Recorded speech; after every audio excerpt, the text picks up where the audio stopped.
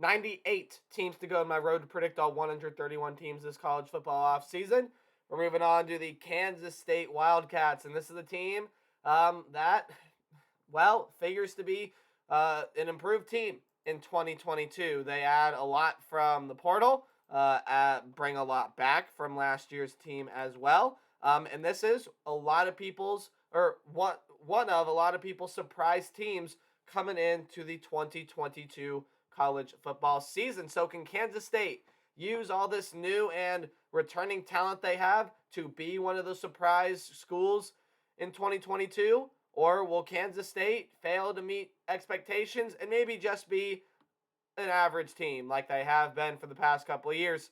What's up, Tailgaters? My name is Tailgate Nate, and welcome to my channel. I'm predicting all 131 teams this college football season, which means I'm predicting your favorite team. So go ahead, hit the subscribe button, ring the bell so you know when your favorite team gets uploaded. And Kansas State fans, you guys are going to know this team a lot better than me. But in general, you guys will know your favorite team a lot more than me. So if you guys feel like I missed something, I apologize. If you guys feel like I missed something, want to add something, anything like that, leave it in the comment section down below, and I'll be happy to read through what you guys have to say.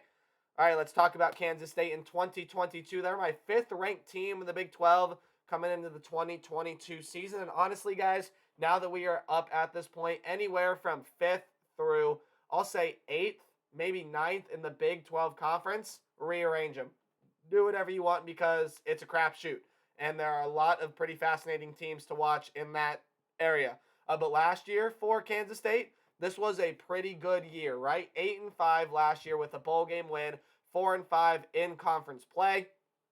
And, well, some of the numbers last year, they kind of mixed results on that. So their offense, 362 yards per game with around 27 points per game. That's really good scoring for that amount of yardage, but you'd like to see the yardage numbers kick up, right? That was the second worst number in the Big 12 last year, so you definitely want to see those offensive numbers kick up maybe a little bit, especially for some of the talent that they have on the offensive side of the ball. Defensively, though, I think they're going to be just fine. 348 yards per game with around 21 points per game. So great numbers on the defensive side. Maybe just get a little bit better numbers on the offensive side of things here as well. But overall, was not a bad season last year for Kansas State and under head coach Chris Klieman. This is a team that definitely can surprise some people in 2022. But let's talk about what they're losing. Let's talk about what they are losing. Former starting quarterback Kyler Thompson is not on the team anymore. 2,113 yards, 12 touchdowns, and 4 picks last year for a passing attack that was more than subpar last year. Or it was pretty subpar last year, right? So Skylar Thompson gone. You're going to have to find a new quarterback. I don't know what's going on with my voice today. You're going to have to find a new quarterback to come in and replace him. Running back Joe Irvin is gone. He was the second leading rusher behind Deuce Vaughn with 322 yards and 2 touchdowns. We'll talk more about Deuce Vaughn here in a little bit. You also lose a couple wide receiver weapons as well. Tyrone Howell, Landry Weber. Both of those guys are gone. They're not top 3 targets or anything like that, but they were still some solid options there at the wide receiver position. Also lose tight end Daniel Imatorbhebhe. Had 314 yards, 2 touchdowns last year, and was that number 4 target last season for the Wildcats. When you look on the defensive side, Timmy Horn is gone. He had 2 sacks last year. You also lose Spencer Trussell.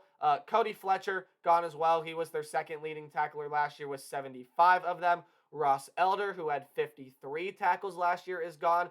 Russ Yeast, who might have been their best defensive back in terms of the stat line last year. 47 tackles, 10 passes defended, 4 interceptions for him last year, as well as a couple other names leaving this defense as well. So definitely talent gone off of this Kansas State team. But hey, you know what? This is a team that definitely added some pieces through the portal and definitely, I think, can be a really surprise football team in 2022.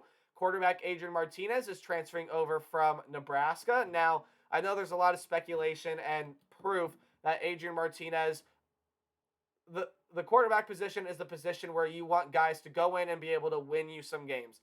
and somehow it seemed Adrian Martinez would find a way to lose games. So Adrian Martinez, I think we know what kind of quarterback he can be. He's a pretty solid dual threat option there at the quarterback position. Loves to run the football, get out of the pocket there as well. So we'll see how it works out for the Kansas State Wildcats and Adrian Martinez here.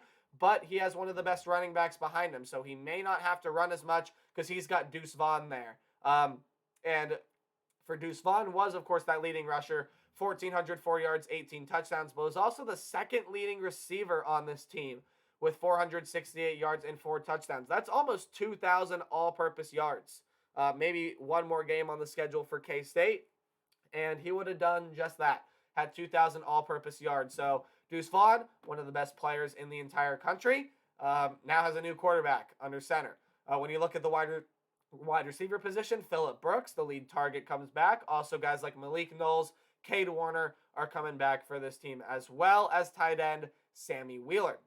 When you look on the defensive end, though, still a lot of talent coming back. Felix Anudike Uzama, I apologize if I mispronounced that. He had 11 sacks last year. He's coming back. Daniel Green, their leading tackler, also had 3 sacks last year. He's coming back. Nate Matlack had 4 sacks last year. He's coming back in the defensive back group. You return two of your top 10 tacklers from last year. Julius Brent and TJ Smith are coming back. 2 pretty solid defensive backs. Will Honus is a transfer also from Nebraska coming in. And Kobe Savage, a transfer from, I believe the FCS level, coming over to this Kansas State team as well. Figures to slot in at kind of a safety position. So definitely some great talent still on this team. And it's just a matter of, if not Kansas State, can surprise some people. So a look at the K-State schedule. Non-conference games at home against South Dakota, Tulane, and Missouri. Once you get into conference play, you got road games against Oklahoma, Iowa State, TCU, Baylor, and West Virginia.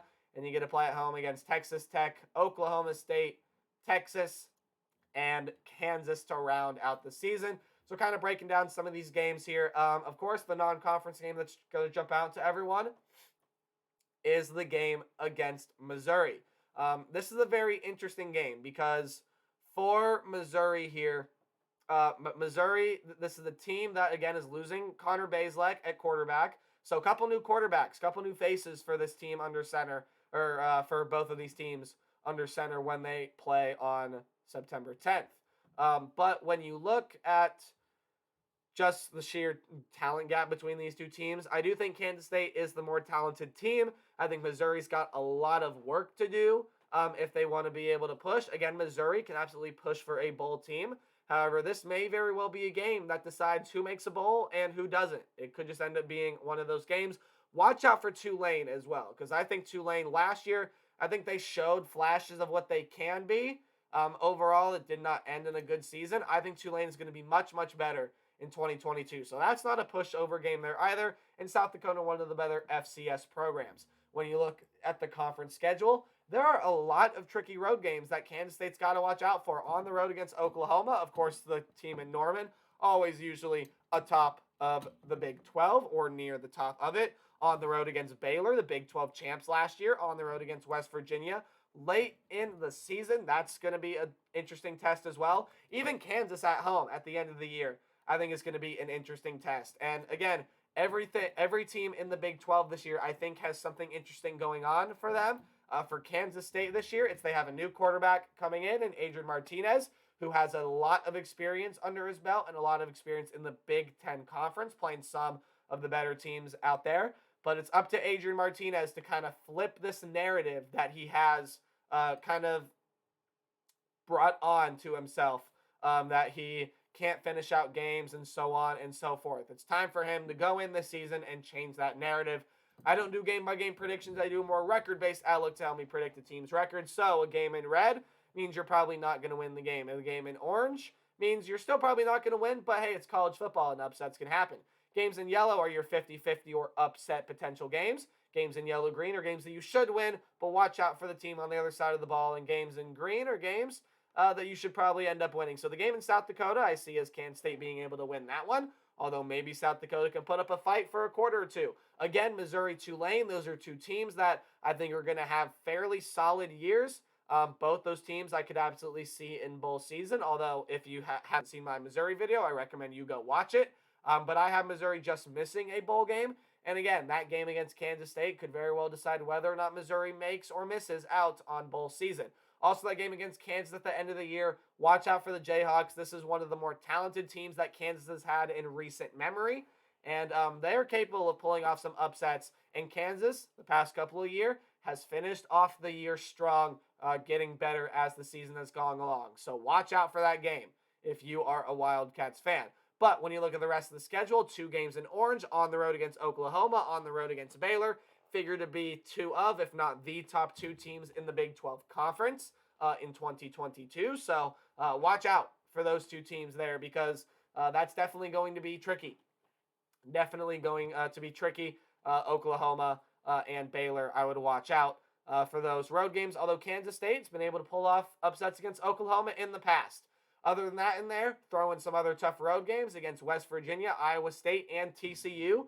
This is going to be a very, very interesting season for Kansas State. I think this team is more than capable of pulling off a couple upsets, but yet I think the scheduling and just when, I apologize. I'm so sorry. I think the scheduling may hold them back a little bit, where they have to go on the road to play some of the teams like Oklahoma, TCU, Baylor, West Virginia, a couple of those tougher environments. But remember what I said earlier. It's all up to Adrian Martinez. Can he flip this narrative that he has brought upon himself, that a lot of Nebraska fans and a lot of college football fans see him as? And can Martinez take this Kansas State team far? I think this team can go as far as Deuce Vaughn and Martinez are willing to take them. We know that defense is going to be fairly solid there as well. I have Kansas State 7-5 going into next season. Now, Kansas State 7-5, you might say, well, that's what they did last season. Yeah, this overall absolutely could end up proving to be a more talented team, but the Big 12 as a conference is getting better. So I think Kansas State, while they could end up having a year like 9-3, where they maybe pull off a couple upsets in there as well, I see them having a season more around the 7-5 to 8-4 type range. I think this is going to be a pretty good Kansas State team, and I think they're going to make a pretty solid bowl game and fare decently well in the Big 12 conference play. I don't see them losing in non-conference games, which means I think they go 4-5 in conference. So just kind of a repeat of what they did last year. I think Kansas State fans are trying to expect a little bit more out of this team. But I got Kansas State going 7-5 here in 2022, although 8-4 is definitely a high possibility for this team as well. So that's going to do it. Let me know what you guys think about Kansas State in 2022. Like, comment, subscribe, everything like that. Help support the channel if you can. And remember to play hard, but tailgate harder. I'll see all of you guys in the next video. Goodbye.